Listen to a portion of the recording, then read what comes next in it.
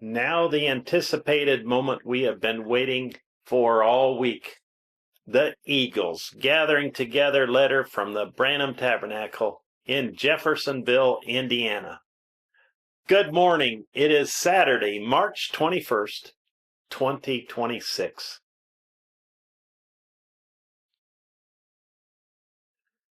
Dear selected, elected, and predestinated bride. I remember as a young man growing up trying to choose a tape to listen to while reading the titles. I always thought, I won't listen to marriage and divorce, as that has nothing to do with me, just married people. Then, one day, while listening to marriage and divorce, Father gave me the revelation of that message. His anointing came within my heart. He was talking to me. This message is for me. He is telling me he chose me before the foundation of the world. This is my marriage ceremony. I want no one but him. I am true and faithful to him and his word and his voice only. We are one. Truly, this message was to the many brothers and sisters that had been married and now divorced, and him telling them what they should do. But there was a far more complete and bigger meaning, so much greater, so much more powerful. There was one husband, and he was calling and speaking to his many chosen bride.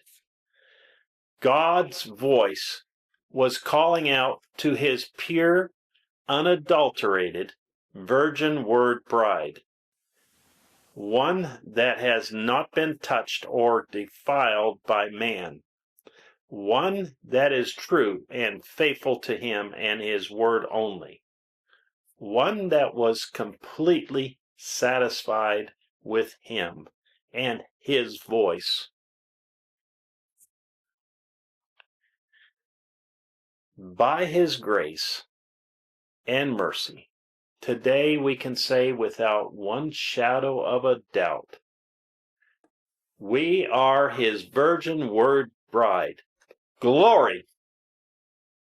He wanted to make sure there would be no loose ends when it come to calling his bride. So he came himself and lived in human flesh to reveal his word and call his bride to himself. He was the Eliezer that would choose his own bride. To make sure there was no way we would be confused who was courting us, he himself vindicated his chosen vessel by speaking to him from a whirlwind hanging in a tree. Then he spoke visibly to him down on the Ohio River before thousands. He even had his picture taken with him to show and tell the world, I told you I would come again and live in flesh. He is the one I chose to live in, to call you out to be my bride. It is not him. It is me speaking through him. I am just using his voice to be my voice to you. I am the one that has called you out and perfecting you to be my perfect bride. The revelation of this message, his word, his voice, and now who we are, is beyond human words to try to express. I know you know exactly what I am saying.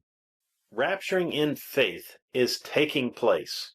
The bride is making herself ready by sitting in the presence of God himself, being perfected.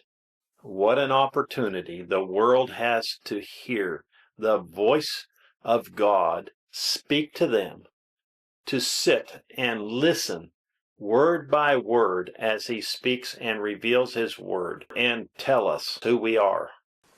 There is nothing like sitting in his presence. So come join us Sunday at 12 p.m. Jeffersonville time as we hear him speak to his bride the message, marriage and divorce, 65-0221M. Brother Joseph Branham. Scriptures to read before hearing the message. St. Matthew, chapter 5, verse 31 and 32.